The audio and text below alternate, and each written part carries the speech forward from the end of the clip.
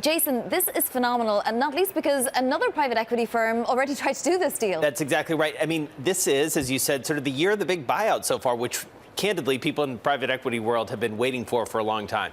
There is a massive amount of cash that has been sitting on the sidelines, measured in the trillions for big private equity firms, including Carlyle, which is out raising a big fund. So they need to put that money to work, and they need to put the money to work in pretty big chunks, just like this. How has it become so easy for private equity to raise money, and maybe other types of investments are not raising that kind of money? Well, the appetite is really there from a whole range of institutional investors and even individual investors to some extent. So you think about sovereign wealth funds, you think about the big pension funds, which have long been a real source of capital for private equity funds. You're starting to see family offices but get into it in a bigger and bigger way. And looking down the line, when you hear from David Rubenstein from Carlyle, when you hear from Steve Schwartzman and others, they are really tapping that retail market too. They're starting to draw a little more money there. The other side of this, obviously, you talked about the equity side in these big funds, but the financing is really there too for these big deals. And so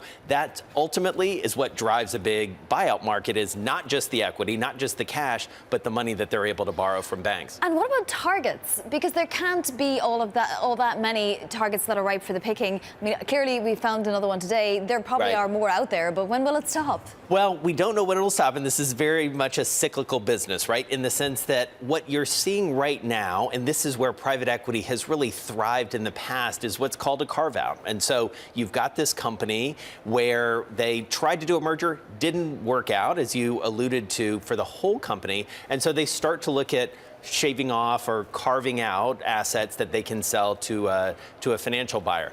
Carlyle made its bones back in the early 90s, starting in the defense industry, of carving pieces out of a company. CD&R is another very well-known private equity firm that did this, and it's a really good business because they take unwanted, maybe for lack of a better term, divisions. They can clean them up a little bit and then either sell them or take them public separately, and it can be highly, highly lucrative for these guys.